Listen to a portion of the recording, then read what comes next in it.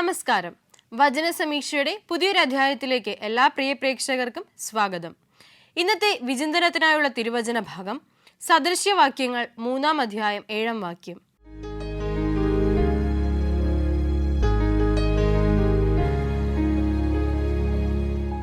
നിന്റെ ദൃഷ്ടിയിൽ നീ ജ്ഞാനിയെന്ന് തോന്നരുത്, യഹോവയെ ഭയപ്പെട്ട് ദോഷം വിട്ടകലുക. പ്രിയമുള്ളവരെ, നമ്മളൊക്കെയും പലപ്പോഴും അഹങ്കരിക്കാറുണ്ട്, ഞാനാണ് എന്ന ഭാവത്തോടുകൂടി. നമ്മുടെയൊക്കെ ഉള്ളിൻ്റെ ഉള്ളിൽ ഞാനാണെന്ന ഭാവം, അല്ലെങ്കിൽ എനിക്ക് താഴെയാണ് ഈ ലോകത്തിലെ മറ്റുള്ളവരെന്ന ചിന്ത ഒക്കെയും നമ്മെ ഭരിക്കാറുണ്ട്. അപ്പോഴൊക്കെയും ജ്ഞാനിയാണെന്ന് ഞാൻ തന്നെ അഹങ്കരിച്ചാൽ, സ്വർഗം എനിക്ക് ദാനമായി നൽകിയ ജ്ഞാനത്തിൽ ഞാൻ അഹങ്കരിച്ചാൽ, അത് ഒരുപക്ഷെ എൻ്റെ മുന്നോട്ടുള്ള ജീവിതത്തെ ബാധിക്കും. അതും വളരെ തെറ്റായ രീതിയിൽ, ഞാൻ വിചാരിക്കാത്ത രീതിയിലൊക്കെയും എൻ്റെ ജീവിതം ആ ഒരു അഹങ്കാരത്തിലൂടെ കടന്നു പോകും എന്നുള്ള ചിന്തയിലായിരിക്കണം നമ്മൾ മുന്നോട്ട് നീങ്ങേണ്ടത്. അതിനാണ് രണ്ടാമത്തെ ആ ഒരു വചനം അല്ലെങ്കിൽ രണ്ടാമത്തെ വാക്യം നമ്മളോട് ഇപ്രകാരം പറയുന്നത്: യഹോവയെ ഭയപ്പെട്ട് ദോഷത്തിൽ നിന്നും വിട്ടകലുക, അല്ലെങ്കിൽ ദോഷം വിട്ടകലുക എന്നുള്ളത്. അപ്പോൾ ജ്ഞാനത്തെയും ഈ യഹോവയോടുള്ള ഭയത്തെയും തമ്മിൽ കൂട്ടിയിണക്കി ചേർത്ത് വായിക്കുമ്പോൾ, ജ്ഞാനത്തെ നാം എത്രത്തോളം സ്വീകരിക്കുവാൻ, ജ്ഞാനത്തെ നാം എത്രത്തോളം ആഗ്രഹിക്കുന്നുവോ അത്രത്തോളം യഹോവയോടുള്ള ഭയവും നമ്മുടെ ഉള്ളിലുണ്ടായിരിക്കണം. ജ്ഞാനത്തെ അടിസ്ഥാനമാക്കിയുള്ള അഹങ്കാരം നമ്മുടെ ഉള്ളിൽ തലപൊക്കി തുടങ്ങുമ്പോഴൊക്കെയും യഹോവയോടുള്ള ഭയം കാരണം നാം അതിനെ വേണ്ടെന്ന് തന്നെ വെക്കണം. ജ്ഞാനത്തെയല്ല, പിന്നെയോ ജ്ഞാനത്തെക്കുറിച്ചുള്ള, ജ്ഞാനമുണ്ടെന്ന അവബോധത്തിൽ നിന്ന് ഉളവാകുന്ന അഹങ്കാരത്തെ. ഈ ഒരു വചനം അതിനെ നമ്മെ ശക്തിപ്പെടുത്തട്ടെ. വചന സമീക്ഷയുടെ ഈ ഒരു അധ്യായത്തിലേക്ക് എല്ലാ പ്രേക്ഷകർക്കും ഒരിക്കൽ കൂടി സ്വാഗതം. ഒരിക്കൽ ഒരു ധ്യാന പ്രസംഗം കേട്ടുകൊണ്ടിരുന്ന വെള്ളക്കാരനും ഒരു കാപ്പിരിയും, രണ്ടുപേരും വളരെ ആഴത്തിൽ തങ്ങളുടെ ശ്രദ്ധയെ കേന്ദ്രീകരിച്ചുകൊണ്ട് അവിടെ ധ്യാനപ്രസംഗത്തിൽ മുഴുകിയിരിക്കുകയാണ്. ധ്യാനപ്രസംഗം കഴിഞ്ഞ സമയത്ത് തന്നെ രണ്ടുപേരുടെ ഉള്ളിലും വളരെ ആഴത്തിലുള്ള, വളരെ കഠിനമായിട്ടുള്ള രീതിയിലുള്ള ഒരു പശ്ചാത്താപം ഉണ്ടാവുകയാണ്. ചെയ്തു പോയിട്ടുള്ള പാപങ്ങളെ പ്രതി പശ്ചാത്തപിക്കണമെന്ന ചിന്തയാൽ വലിയ രീതിക്ക് തന്നെ പാപമോചനം അപേക്ഷിക്കുവാനും രണ്ടുപേരും ആഗ്രഹിക്കുന്നു. എന്നാൽ ആ കാപ്പിരിയാകട്ടെ ഈ സുവിശേഷ പ്രഘോഷണം കേട്ട് കഴിഞ്ഞ അവസാന നിമിഷത്തിൽ തന്നെ തനിക്കുള്ള പാപമോചനം സ്വീകരിച്ചുകൊണ്ട് വളരെ സന്തോഷത്തോടു കൂടി വീട്ടിലേക്ക് മടങ്ങുകയാണ്. എന്നാൽ ആ വെള്ളക്കാരനാകട്ടെ യാതൊരു വിധത്തിലുമുള്ള ഒരു സുഖമോ മനസ്സുഖമോ ഒരു അസ്വസ്ഥതയിൽ നിന്നുള്ള വിടുതലോ ലഭിക്കാതെ വീട്ടിലേക്ക് മടങ്ങേണ്ടി വരുന്നു. എന്നാൽ അയാൾ പോകുന്ന വഴിയും ചിന്തിക്കുന്നുണ്ട്, ഞങ്ങൾ ഒരുമിച്ചിരുന്നാണ് ഈ വചനങ്ങൾ കേട്ടത്, ശ്രവിച്ചത്, എന്നിട്ടും അവന് മാത്രം എന്തുകൊണ്ട് ആ ഒരു സന്തോഷം അനുഭവിക്കാൻ സാധിക്കുന്നു, എനിക്കെന്തുകൊണ്ട് സാധിക്കുന്നില്ല? അപ്പോൾ അത് ആ കാപ്പിരിയോട് ചോദിക്കുവാൻ തന്നെ അയാൾ ആഗ്രഹിക്കുകയാണ്. അങ്ങനെ കാപ്പിരിയുടെ വീട്ടിലേക്ക് പോകുന്നു. ആ സുഹൃത്തുക്കൾ അല്ലെങ്കിൽ അവർ തമ്മിലുള്ള സംഭാഷണങ്ങൾ എന്തൊക്കെയാണെന്നും, എന്തായിരിക്കും ഇവർ തമ്മിൽ ചിന്തിച്ചെടുത്ത രീതിയിലുള്ള വ്യത്യാസമെന്നും, പാപമോചനം അത്ര പെട്ടെന്ന് നമുക്ക് സാധ്യമാക്കാൻ സാധിക്കുന്നതാണോ എന്നുള്ള ചോദ്യത്തിന് ഉത്തരങ്ങളും ഈ കഥയുടെ തുടർന്നുള്ള ഭാഗങ്ങളിലുണ്ട്. ആ ഭാഗത്തിലേക്ക് നമുക്ക് മടങ്ങി വരാം. അതിനു മുൻപായി ഇന്നത്തെ ആദ്യത്തെ കോളറിലേക്ക് പോകാം. നമസ്കാരം, വചന സമീക്ഷയിലേക്ക് സ്വാഗതം. ആരാണ്? Susan aunty. എവിടെ നിന്ന് വിളിക്കുന്നു? മാവേലിക്കര. ആന്റി, വീട്ടിൽ ആരൊക്കെയുണ്ട്? തനിച്ചേ ഉള്ളൂ. ഓക്കെ. അപ്പോ സുഖമായിട്ടിരിക്കുന്നോ? ഓക്കെ, അറിഞ്ഞതിൽ സന്തോഷം. ആന്റി, അറിയാലോ നമുക്ക് 4 ചോദ്യങ്ങളായിരിക്കും ഉണ്ടാവുക. ആദ്യത്തെ ചോദ്യത്തിലേക്ക് പോകാം. അപ്പൊ ആന്റിക്ക് വേണ്ടിയിട്ടുള്ള ഒന്നാമത്തെ ചോദ്യം ഇതാണ്: ഏത് തരത്തിലുള്ള ജനത്തെയാണ് പുറപ്പെടുവിച്ചു കൊണ്ടുവരുവാൻ പറഞ്ഞത്? കണ്ണുണ്ടായിട്ടും കുരുടായും ചെവി ഉണ്ടായിട്ടും കുരുടായും ഇരിക്കുന്ന ജനത്തെ പുറപ്പെടുവിക്കുന്നു. ശരി ഉത്തരമാണ്. കൺഗ്രാറ്റുലേഷൻസ്. Thank you. ഉത്തരം ഇതാണ്: കണ്ണുണ്ടായിട്ടും കുരുടന്മാരായും ചെവി ഉണ്ടായിട്ടും ചെകിടന്മാരായും ഇരിക്കുന്ന ജനത്തെ. അപ്പോ രണ്ടാമത്തെ ചോദ്യത്തിലേക്ക് പോകാം. ചോദ്യം ഇതാണ്: സകല ജനതകളും ഒന്നിച്ചു കൂടിയിട്ട് അവർ നീതീകരിക്കപ്പെടേണ്ടതിന് എന്താണ് ചെയ്യേണ്ടത്? വംശങ്ങൾ ചേർന്ന് വരട്ടെ. എന്തോ? വംശങ്ങൾ ചേർന്ന് വരട്ടെ. ചേർന്ന് വന്നിട്ട് എന്തെങ്കിലും പറയുന്നുണ്ടോ? അവരിൽ ഇത് പ്രസ്താവിച്ച് പണ്ട് പ്രസ്താവിച്ച് അവർ നീതീകരിക്കപ്പെടേണ്ട സാക്ഷികളെ കൊണ്ട് അവരെ കൊണ്ടുവന്നിട്ട് എന്തെങ്കിലും ചെയ്യുന്നുണ്ടോ? നീതീകരിക്കാൻ വേണ്ടിയിട്ട് അവരെ കൊണ്ടുവരുന്നത്. എന്നിട്ട് അവർ എന്തെങ്കിലും പറയുന്നതായിട്ട് വല്ലതും പറയുന്നുണ്ടോ? അത് കേട്ടിട്ട് സത്യം തന്നെ എന്ന് പറഞ്ഞിട്ടുണ്ട്. അതിപ്പോഴാ കറക്റ്റ് ഉത്തരമായത്. ഇപ്പൊ ശരി ഉത്തരമായി. കൺഗ്രാറ്റുലേഷൻസ്. ഉത്തരം ഇതാണ്, സാക്ഷികളെ കൊണ്ടുവരണം, അവർ കേട്ടിട്ട് സത്യം തന്നെ എന്ന് പറയണം. ഓക്കെ, അപ്പൊ 2 ചോദ്യങ്ങൾ ശരിയാക്കിയിട്ടുണ്ട്. അപ്പൊ ആന്റി, നമുക്ക് വേണ്ടിട്ട് ഒരു പാട്ട് പാടാവോ? പാടാറുണ്ടോ? ഇങ്ങനെ വിളിക്കുമ്പോ അങ്ങനെ പാടുമല്ല. അപ്പൊ പാടിക്കോളൂ ഒരു പാട്ട്. ഏതിലും ഇഷ്ടമുള്ള ഒരു പാട്ട് പാടാവോ? പാടാൻ ബുദ്ധിമുട്ടുണ്ടെങ്കിൽ ഇഷ്ടമുള്ള ഒരു വചനം പറഞ്ഞാലും മതി. വചനം മാത്രം പറഞ്ഞാൽ മതിയല്ലോ? മതി. 4:16 വാക്യം. എസ്തേർ 4:16. നീ ചെന്ന് ശൂശനിലുള്ള എല്ലാ യഹൂദന്മാരെയും ഒന്നിച്ചു കൂട്ടി, നിങ്ങൾ 3 ദിവസം രാവും പകലും തിന്നുകയോ കുടിക്കുകയോ ചെയ്യാതെ എനിക്ക് വേണ്ടി ഉപവസിക്കും. ഞാനും എന്റെ ബാല്യക്കാര്യത്തിലും അങ്ങനെ തന്നെ ഉപവസിക്കും. പിന്നെ ഞാൻ നിയമപ്രകാരമല്ലെങ്കിലും രാജാവിന്റെ അടുക്കൽ ചെല്ലും. ഞാൻ നശിക്കുന്നുവെന്ന് നശിക്കട്ടെ. അങ്ങനെ മൊർദെഖായി ചെന്ന് എസ്തേർ കൽപ്പിച്ചതുപോലെയൊക്കെയും ചെയ്തു. അപ്പോ നന്നായിട്ട് വചനം പറഞ്ഞു. നമ്മുടെ 2 ഉത്തരങ്ങളും ശരിയാക്കി. അപ്പൊ നമുക്ക് നേരിട്ട് തന്നെ അടുത്ത ചോദ്യത്തിലേക്ക് കയറിയാലോ? ചോദ്യം ഇതാണ്, നിങ്ങൾ എന്റെ സാക്ഷികളും ഞാൻ തിരഞ്ഞെടുത്തിരിക്കുന്ന എന്റെ ദാസരുമാകുന്നു എന്ന് യഹോവ അരുളി ചെയ്തത് എന്തുകൊണ്ടാണ്? എനിക്ക് മുമ്പ് ഒരു ദൈവവും ഉണ്ടായിട്ടില്ല, ഇനി ശേഷവും ഉണ്ടാകുകയില്ല. അതിന്റെ ക്വസ്റ്റ്യൻ ഒന്നും കൂടെ കേൾക്കണേ. നിങ്ങൾ എന്റെ സാക്ഷികളും ഞാൻ തിരഞ്ഞെടുത്തിരിക്കുന്ന എന്റെ ദാസരുമാകുന്നു എന്ന് യഹോവ അരുളി ചെയ്തത് എന്തുകൊണ്ടാണ്? ദൈവത്തെ വിശ്വസിക്കുകയും ഞാനാകുന്നു എന്ന് ഗ്രഹിക്കുകയും ചെയ്യേണ്ടതിന്. ശരി ഉത്തരം. കൺഗ്രാറ്റുലേഷൻസ്. ഉത്തരം ഇങ്ങനെയാണ്, നിങ്ങൾ അറിഞ്ഞ് എന്നെ വിശ്വസിക്കുകയും ഞാൻ ആകുന്നുവെന്ന് ഗ്രഹിക്കുകയും ചെയ്യേണ്ടതിന്. അപ്പൊ നമുക്ക് ലാസ്റ്റ് ക്വസ്റ്റ്യനിലും കൂടി പോവാം. ചോദ്യം ഇതാണ്, ദൈവമായ യഹോവ തന്നെ തന്നെ എങ്ങനെയാണ് വിവരിച്ചിരിക്കുന്നത്? എനിക്ക് മുൻപ് ഒരു ദൈവവും ഉണ്ടായിട്ടില്ല, എന്റെ ശേഷം ഇനി ഉണ്ടാകുകയില്ല. ഞാനല്ലാതെ ഒരു രക്ഷിതാവും ഇല്ല നിങ്ങളുടെ ഇടയിൽ. അതാണ്. അതെ, ശരി ഉത്തരമാണ്. കൺഗ്രാറ്റുലേഷൻസ്. ഉത്തരം ഇങ്ങനെയാണ്, എനിക്ക് മുൻപ് ഒരു യഹോവയും ഉണ്ടായിട്ടില്ല, എനിക്ക് ശേഷം ഉണ്ടാവുകയുമില്ല. ഞാൻ തന്നെ യഹോവ, ഞാനല്ലാതെ ഒരു രക്ഷകനില്ല. അപ്പൊ 4 ചോദ്യങ്ങൾക്ക് ശരി ഉത്തരം നൽകിയിട്ടുണ്ട്. സന്തോഷമായില്ലേ? സന്തോഷമായി. ഓക്കെ, അപ്പൊ ഇതേ സന്തോഷത്തിൽ തന്നെ നമുക്ക് കോൾ അവസാനിപ്പിക്കാം. അപ്പൊ ആന്റി ഇനിയും വിളിക്കാം കേട്ടോ വചന സമീക്ഷയിലേക്ക്. വിളിക്കാം. ഓക്കെ ആന്റി, അപ്പൊ thank you so much. Susan aunty ആയിരുന്നു നമ്മളോടൊപ്പം കോളിൽ ഉണ്ടായിരുന്നത്. ആന്റി എല്ലാ ചോദ്യങ്ങൾക്കും ശരി ഉത്തരം നൽകി, ഒരു വചനമൊക്കെ പങ്കുവച്ചു. അപ്പം ആന്റിക്കും കുടുംബത്തിനും ഒക്കെ വേണ്ടിയിട്ട് നമുക്ക് പ്രാർത്ഥിക്കാം, നമ്മുടെ പ്രാർത്ഥനകളിൽ ചേർത്ത് വെക്കാം. നമുക്ക് നമ്മുടെ കഥയിലേക്ക് മടങ്ങി വരാം. ഈ വെള്ളക്കാരനും കാപ്പിരിയും നമ്മൾ നേരത്തെ സൂചിപ്പിച്ചതുപോലെ ഈ ഒരു കാപ്പിരിക്ക് പാപമോചനം കിട്ടിയ സന്തോഷത്തിൽ മടങ്ങി പോവുകയാണ്. എന്നാൽ ഈ വെള്ളക്കാരനാകട്ടെ അതിനൊരു കാരണവുമില്ലാതെ ഒരു ദുഃഖത്തിന്റെ മനോഭാവത്തോട് നടന്നു പോവുകയാണ്. അതിനുശേഷം വീട്ടിലെത്തിയിട്ട് ഈ കാപ്പിരിയെ കാണാനായിട്ട് പോകുന്നുണ്ട്. പോയ ഉടനെ ചോദിക്കുന്നുണ്ട്, നമ്മൾ ഒരുമിച്ചാണ് ഇത് കേട്ടത്, പിന്നെ താങ്കൾക്ക് മാത്രം എങ്ങനെയാണ് ഇത്ര പെട്ടെന്ന് പാപമോചനം കിട്ടിയത് എന്നുള്ളത്. അപ്പോൾ ഈ കാപ്പിരി ഒരു കഥ പറയുകയാണ്. പ്രിയപ്പെട്ട കൂട്ടുകാരാ, സുഹൃത്തെ, ഒരു രാജകുമാരനുണ്ടായിരുന്നു. ഒരുപാട് സ്വത്ത് മൂല്യങ്ങളുള്ള ഒരു രാജകുമാരൻ. ഈ രാജകുമാരൻ ഒരു ദിവസം തെരുവിലേക്ക് ഇറങ്ങി വന്ന് തൻ്റെ കയ്യിലുണ്ടായിരുന്ന 2 കുപ്പായങ്ങൾ 2 യാചകർക്ക് നേരെ നീട്ടുകയാണ്, 2 പാവപ്പെട്ടവർക്ക് നേരെ നീട്ടുകയാണ്. അതിൽ ഒരുവൻ പറഞ്ഞു, ഞാൻ ഇപ്പോൾ ഇട്ടിരിക്കുന്ന വസ്ത്രം അത്ര വൃത്തിഹീനമല്ല, അത് മാത്രമല്ല ഈ വസ്ത്രം ധരിക്കുന്നത് കൊണ്ട് കുഴപ്പമൊന്നുമില്ല, അപ്പോൾ എനിക്ക് ഈ വസ്ത്രം മതി. താങ്കളുടെ സഹായ മനസ്കതയെ ഞാൻ അഭിനന്ദിക്കുന്നു, നന്ദി പറയുന്നു.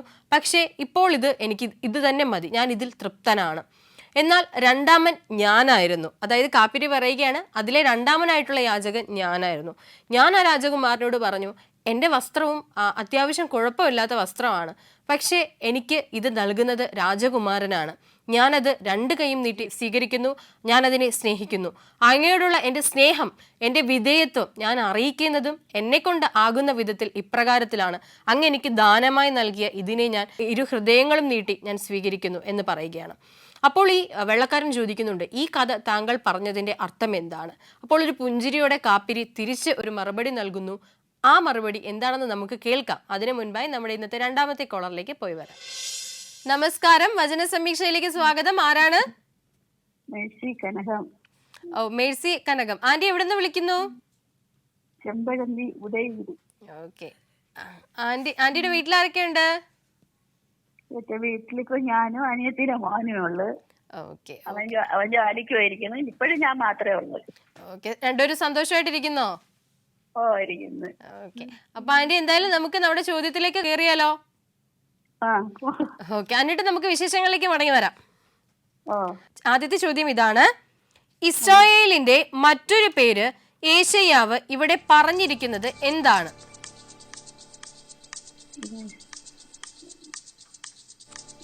ഇസ്രായേലിന് മറ്റൊരു പേര് യേശയ്യാവ് പറഞ്ഞിട്ടുണ്ട്. ആ പേരെന്താണ്? എന്റെ ദാസനായ യാക്കോവേ, ഞാൻ തിരഞ്ഞെടുത്ത യേശുവിനെ നീ ഭയപ്പെടേണ്ട. അപ്പൊ തിരഞ്ഞെടുത്ത ആരെയാണ്? യേശുവിനെ. അപ്പൊ ഇവിടെ പേരെന്താണ്? മറ്റൊരു പേരെന്താണ്? തിരഞ്ഞെടുത്ത യേശുവിനെ. അതാണ് ഉത്തരം. ശരി ഉത്തരം. കൺഗ്രാറ്റുലേഷൻസ്. ഉത്തരം ഇതാണ്, യെശൂരുൻ. ഓക്കെ. അപ്പൊ നമുക്ക് രണ്ടാമത്തെ ചോദ്യത്തിലേക്ക് പോകാം. ചോദ്യം ഇതാണ്: ഇസ്രായേലിനെ യഹോവ ആശ്വസിപ്പിക്കുന്നത് എന്തു പറഞ്ഞാണ്?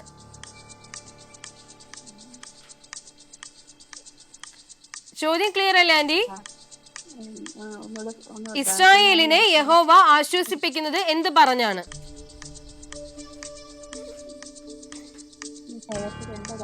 ആന്റി അത് ഉറക്കെ പറഞ്ഞോ. നീ ഭയപ്പെടേണ്ട. അത്രയും, അത് തന്നെയാണ് ശരി ഉത്തരം. കൺഗ്രാറ്റുലേഷൻസ്. അപ്പൊ അതിന്റെ ഉത്തരം ഇങ്ങനെയാണ്: നീ ഭയപ്പെടേണ്ട.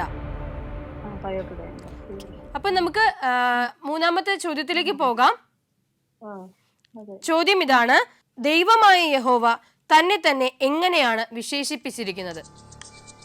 ഇസ്രായേലിന്റെ രാജാവായ യഹോവ അവന്റെ വീണ്ടെടുപ്പുകാരന സൈന്യങ്ങളുടെ യഹോവ പ്രകാരം അരുളി ചെയ്യുന്നു: ഞാൻ ആദ്യനും അന്ത്യനുമാകുന്നു, ഞാനല്ലാതെ ഒരു ദൈവവുമില്ല. ശരി ഉത്തരം. കൺഗ്രാറ്റുലേഷൻസ്. ഉത്തരം ഇങ്ങനെയാണ്: ഞാൻ ആദ്യനും അന്ത്യനുമാകുന്നു, ഞാനല്ലാതെ ഒരു ദൈവവും ഇല്ല. അപ്പൊ 3 ചോദ്യങ്ങൾ ശരിയാക്കിയിട്ടുണ്ട്. ഓക്കെ. അപ്പൊ ആന്റി, നാലാമത്തെ ചോദ്യം കൂടി ചോദിക്കട്ടെ? ചോദ്യം ഇതാണ്: ദൈവത്തിന്റെ പരമാധികാരത്തിന്റെ ബന്ധത്തിൽ ദൈവജനത്തിന്റെ പങ്ക് എന്താണ്?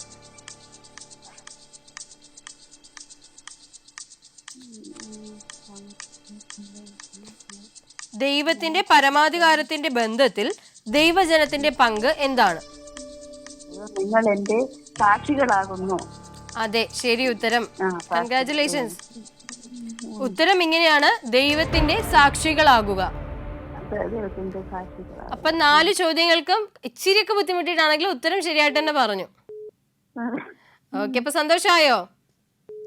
എനിക്ക് ബൈബിളിൽ ഏറ്റവും ഇഷ്ടപ്പെട്ട ഒരു വചനം പറയാവോ?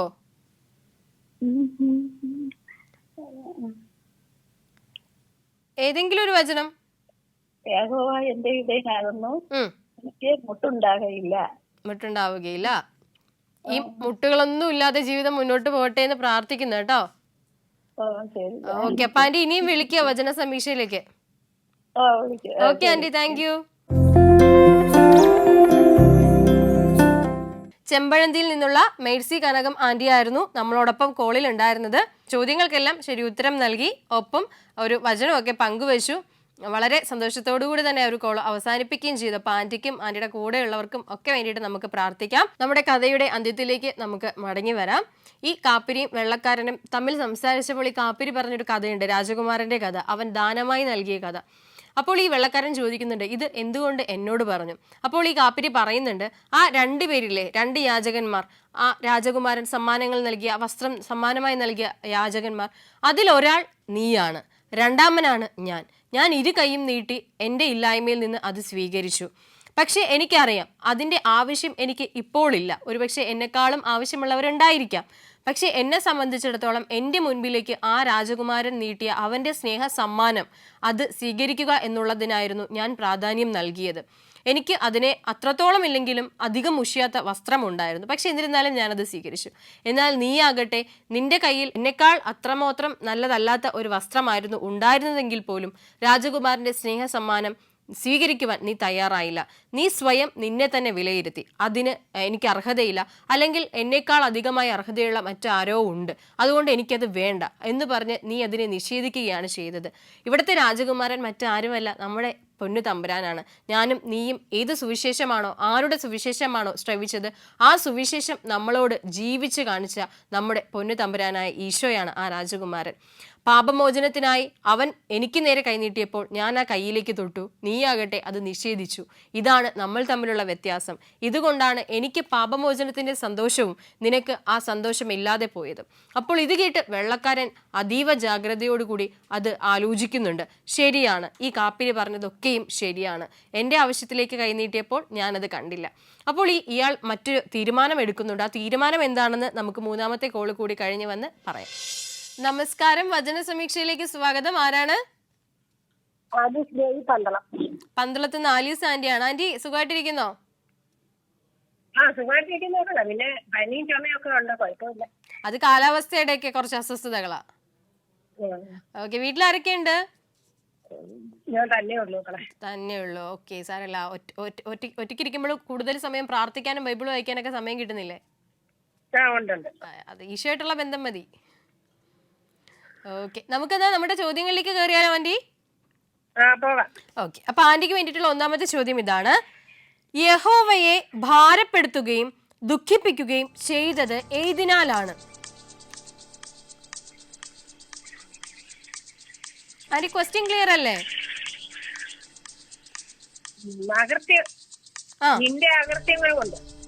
ശരി ഉത്തരം, കൺഗ്രാറ്റുലേഷൻസ്. അതിന്റെ ഉത്തരം ഇങ്ങനെയാണ്: പാപങ്ങൾ കൊണ്ടും അകൃത്യങ്ങൾ കൊണ്ടും. അപ്പോ രണ്ടാമത്തെ ചോദ്യത്തിലേക്ക് പോകാം. ഹലോ, ഓക്കെ, ചോദ്യം ഇതാണ്: യഹോവ അവരുടെ പാപം സംബന്ധിച്ച് അവർക്ക് നൽകിയ വാഗ്ദാനം എന്താണ്?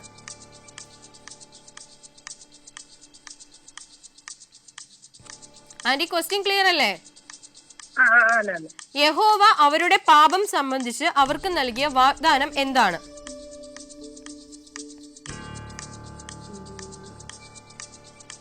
നിന്റെ അതിക്രമങ്ങൾ മായ്ച്ചു കളയുന്നു. ആന്റി അതിന്റെ ബാക്കി ഇച്ചിരി കൂടെ ഉണ്ട്. നിന്റെ അതിക്രമങ്ങൾ മായ്ച്ചു കളയുന്നു, നിന്റെ പാപങ്ങൾ ഞാൻ ഓർക്കയില്ല. ശരി ഉത്തരം, കൺഗ്രാറ്റുലേഷൻസ്. ഉത്തരം ഇങ്ങനെയാണ്: ഞാൻ നിന്റെ അതിക്രമങ്ങൾ മായ്ച്ചു കളയുന്നു, നിന്റെ പാപങ്ങൾ ഞാൻ ഓർക്കുകയുമില്ല. അപ്പൊ രണ്ട് ചോദ്യങ്ങൾക്ക് ശരി ഉത്തരം നൽകിയിട്ടുണ്ട്. അപ്പോ നമ്മുടെ പ്രേക്ഷകർക്ക് വേണ്ടിട്ട് ഒരു പാട്ട് പാടാവോ? പാടിക്കോളൂ. കൂരിരുൾ പാതയിൽ ദീപമായി കൂട്ടിനായി വാരലേ തുണയായി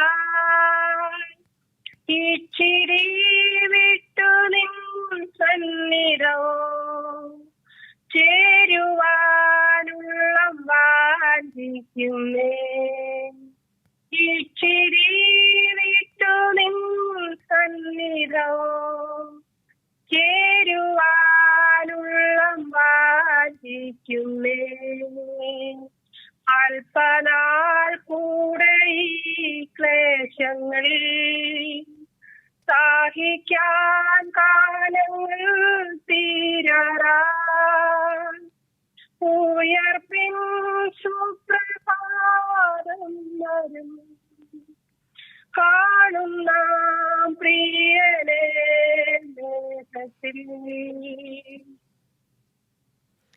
ആന്റി നന്നായിട്ട് പാടി കേട്ടോ, നന്നായിട്ട് നീട്ടിയൊക്കെ അങ്ങ് പാടി.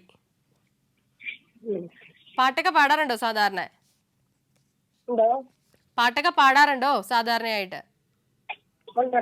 ഓക്കെ ഓക്കെ, അതിന്റെ ഒരു എന്താ പറയാ ഒരു പ്രതിഫലനം ഉണ്ടായിരുന്നു ഇപ്പൊ ബ്രീത്തിങ് കൺട്രോളിങ്ങിലൊക്കെ. ഓക്കെ, അപ്പൊ എന്തായാലും നന്നായിരിക്കട്ടെ. അപ്പൊ നമുക്ക് അടുത്ത ചോദ്യത്തിലേക്ക് പോകാം. ചോദ്യം ഇതാണ്: ജനത്തിന്റെ പാപത്തെ കുറിച്ച് യഹോവ പറയുന്നത് എന്താണ്?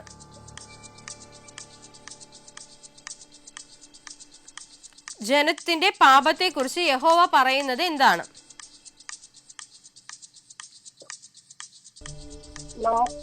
പറഞ്ഞോളൂ. ആന്റി ക്വസ്റ്റ്യൻ ക്ലിയർ അല്ലേ? പാപത്തിന്റെ ജനത്തിന്റെ പാപത്തെ കുറിച്ച് യഹോവ പറയുന്നത് എന്താണ്? നീ എന്റെ മധ്യസ്ഥന്മാർ നിന്റെ മധ്യസ്ഥന്മാർ എനിക്കെതിരെ അകൃത്യം ചെയ്തു. അതിനു മുൻപ് വേറെ ആരോ എന്തോ ചെയ്തിട്ടുണ്ട്. ആ വചനം തന്നെയാണ്, വേറൊന്നും നോക്കി പോണ്ട. ആ വചനം ആ ശരി ഉത്തരമാണ്. കൺഗ്രാറ്റുലേഷൻസ്. നിന്റെ ആദ്യ പിതാവ് പാപം ചെയ്തു, നിന്റെ മധ്യസ്ഥന്മാർ എനിക്കെതിരെ അകൃത്യം ചെയ്തു. അപ്പോ അത് ശരിയാണ്. 4ാമത്തെ ചോദ്യം കൂടി ചോദിച്ച് നമുക്ക് വൈൻഡപ്പ് ചെയ്യാം. ചോദ്യം ഇതാണ്: യഹോവ ഇസ്രായേലിന് കരുതി വെച്ച ശിക്ഷ എന്തായിരുന്നു?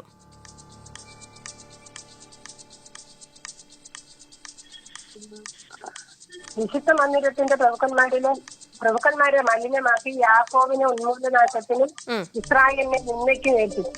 ശരി ഉത്തരം. കൺഗ്രാറ്റുലേഷൻസ്. ഉത്തരം ഇതാണ്: യാക്കോബിനെ ഉന്മൂലനാശത്തിനും ഇസ്രായേലിനെ നിന്ദയ്ക്കും ഏൽപ്പിച്ചിരിക്കുന്നു. അപ്പൊ 4 ചോദ്യങ്ങളും ശരി ഉത്തരം നൽകിയിട്ടുണ്ട്. നന്നായിട്ടൊരു പാട്ടൊക്കെ പാടി എപ്പിസോഡ് എന്താ പറയാ, നമ്മുടെ ഒരു അധ്യായത്തെ തന്നെ അങ്ങ് കളറാക്കി. ഓക്കെ, അപ്പൊ ആന്റി ഇനിയും വിളിക്കുക കേട്ടോ. പ്രാർത്ഥിച്ചോളാം, ഞങ്ങളും പ്രാർത്ഥനയിൽ ഓർക്കാം. Okay, thank you aunty, thank you so much. അപ്പോ ആലിസ് ജോയി ആന്റി ആയിരുന്നു നമ്മളോടൊപ്പം കോളിൽ ഉണ്ടായിരുന്നത്. വളരെ സന്തോഷത്തോടു കൂടി നമ്മളോട് സംസാരിച്ചു. അപ്പൊ ആന്റിക്കും കുടുംബത്തിനും ഒക്കെ വേണ്ടിയിട്ട് നമുക്ക് പ്രാർത്ഥിക്കാം. നമ്മുടെ കഥയുടെ അന്ത്യത്തിലോട്ട് നമ്മൾ എത്തി. ആ ഒരു വെള്ളക്കാരന്റെയും കാപ്പിരിയുടെയും കഥ. അപ്പോൾ ആ വെള്ളക്കാരൻ മനസ്സിലാക്കുന്നുണ്ട്, അല്ലെങ്കിൽ ഒരു തീരുമാനം എടുക്കുന്നുണ്ട്. തീർച്ചയായിട്ടും ഇനി മുന്നോട്ടുള്ള നാളുകളിലാണെങ്കിലും പാപ സാഹചര്യങ്ങളുടെ ചെളിക്കുണ്ടിലേക്ക് നാം കൂപ്പുകുത്തി വീഴുന്നു പോവുകയാണെങ്കിലും എപ്പോഴാണോ ദൈവം നമുക്ക് മുന്നിൽ കൈ നീട്ടുന്നത്, അപ്പോഴൊക്കെയും നമുക്ക് ചുറ്റുമുള്ള സർവ്വതും ഉപേക്ഷിച്ചുകൊണ്ട് ആ നിമിഷം മറ്റൊന്നും ചിന്തിക്കാതെ കൈ കൊടുക്കുവാനുള്ള ഒരു കൃപ, അനുഗ്രഹം നമുക്കുണ്ടാകണം. അല്ലെങ്കിൽ അതിനുള്ള ഒരു തീവ്രമായിട്ടുള്ള അഭിലാഷം നമുക്കുണ്ടാകണം. ഇവിടെ ആ കാപ്പിരിക്ക് അത്ര പെട്ടെന്ന് പാപമോചനം ലഭിച്ചു എന്നതിന് അർത്ഥം അവൻ അത്രമാത്രം തീവ്രതയോടെ ആഗ്രഹത്തോടു കൂടി ആ സുവിശേഷ പ്രസംഗത്തിലുടനീളം പാപമോചനത്തിനായി പശ്ചാത്തപിച്ച് പ്രാർത്ഥിച്ചു എന്നതിനാലാകാം. എന്നാൽ ആ വെള്ളക്കാരനാകട്ടെ താൻ തെറ്റ് ചെയ്തു എന്ന ബോധ്യമുണ്ടായി. പക്ഷേ അതിന് പശ്ചാത്തപിക്കുവാൻ ഇപ്പോഴാണോ, അല്ലെങ്കിൽ ഞാൻ ആ തെറ്റിന് പശ്ചാത്തപിക്കേണ്ട കാര്യമുണ്ടോ, അത് അത്ര വലിയ തെറ്റല്ലല്ലോ, അതിനേക്കാളും വലിയ തെറ്റ് ഞാൻ ചെയ്തിട്ടില്ലേ എന്നൊക്കെയുള്ള സംശയങ്ങളാൽ ഉഴറുകയായിരുന്നു. അവന് കൃത്യമായിട്ടുള്ളൊരു ദിശ ലഭിക്കാതെ അവൻ ഉഴറുകയായിരുന്നു. ആ ഒരു പ്രശ്നമാണ് അവന് പാപമോചനത്തിനുള്ള ആ ഒരു ദുഃഖത്തിന് കാരണമായത്, അവനത് ലഭിക്കാതെ പോയതും. എന്നാൽ അവനവൻ്റെ തെറ്റ് ആ കാപ്പിരിയിൽ നിന്ന് തന്നെ മനസ്സിലാക്കി ഏത് നിമിഷമാണോ സ്വയം കുറ്റബോധത്തോടുകൂടി ദൈവത്തിന് മുൻപിൽ മുട്ടുമടക്കി കൈകൾ വിരിച്ച് ഹൃദയം തുറന്ന് കരഞ്ഞ് ആ ഒരു പശ്ചാത്താപത്തിനായി പ്രാർത്ഥിച്ചത്, അപ്പോൾ അവന് ആ പാപമോചനം ലഭിക്കുകയും ചെയ്തു. പ്രിയമുള്ളവരെ, നമ്മുടെ ജീവിതത്തിലും ഈ ഒരു കഥ നമ്മുടെ ഹൃദയത്തോട് നമുക്ക് ചേർത്ത് വെക്കാം. ചെയ്യുന്ന പാപത്തിന്റെ വലുപ്പ ചെറുപ്പമല്ല, പിന്നെയോ ചെയ്യുന്നത് തെറ്റാണെന്ന പൂർണ്ണ ബോധ്യത്തിൽ ഒരു കടുകുമണിയോളമുള്ള ഒരു തെറ്റാണെങ്കിൽ പോലും, പാപമാണെങ്കിൽ പോലും അത് ദൈവത്തിന്റെ തിരുമുൻപിൽ ഏറ്റു പറയുവാനും ദൈവം നമുക്ക് മുൻപിൽ കൈനീട്ടുന്നത് എപ്പോഴാണോ, അതേത് സാഹചര്യത്തിലാണോ, ആ സാഹചര്യത്തിൽ ചുറ്റുപാടുകളെ നോക്കാതെ ദൈവത്തിലേക്ക് മാത്രമായി ചുരുങ്ങിക്കൂടുവാനും നമുക്ക് സാധിക്കട്ടെ. അമ്മയുടെ ഗർഭപാത്രത്തിലേക്ക് ഒരു കുഞ്ഞ് ചുരുങ്ങിക്കൂടുന്നത് പോലെ തമ്പുരാന്റെ കരങ്ങളിലേക്ക് ചുരുങ്ങിക്കൂടുവാൻ, സ്വർഗത്തിലേക്ക് ചുരുങ്ങിക്കൂടുവാൻ മക്കളായ നമുക്ക് സാധിക്കട്ടെ. അങ്ങനെ പാപങ്ങളിൽ നിന്നും പാപമോചിതരായി നമുക്ക് മുന്നോട്ട് നീങ്ങാം. വചന സമീക്ഷയുടെ ഈ ഒരു അധ്യായം ഇവിടെ പൂർണ്ണമാകുന്നു. പുതിയൊരു അധ്യായത്തിൽ നമുക്ക് വീണ്ടും കണ്ടുമുട്ടാം. നന്ദി, നമസ്കാരം.